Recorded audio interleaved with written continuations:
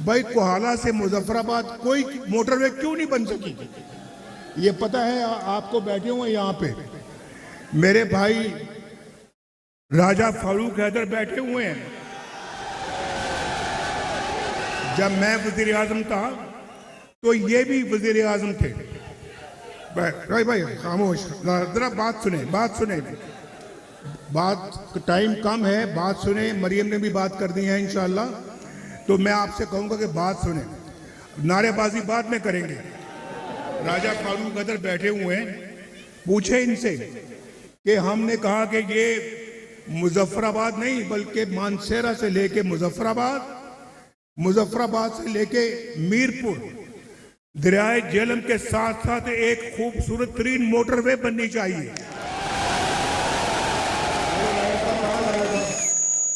राजा साहब इधर आए,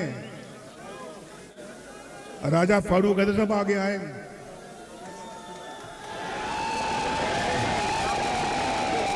और ये गवाह है इस बात के, ये वजीर आजम थे।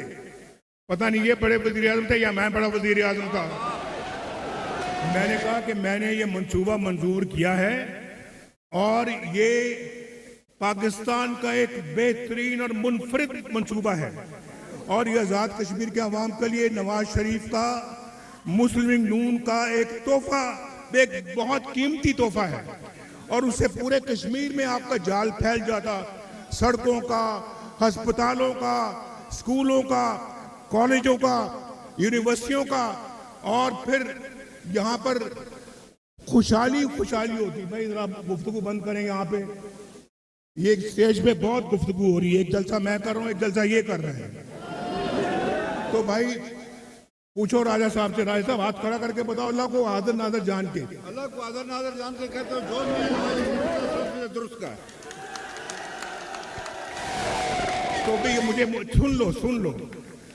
मैं अगर मुझे इतनी मोहब्बत ना होती आज़ाद कश्मीर के अवाम से, आज़ाद कश्मीर के लोगों से,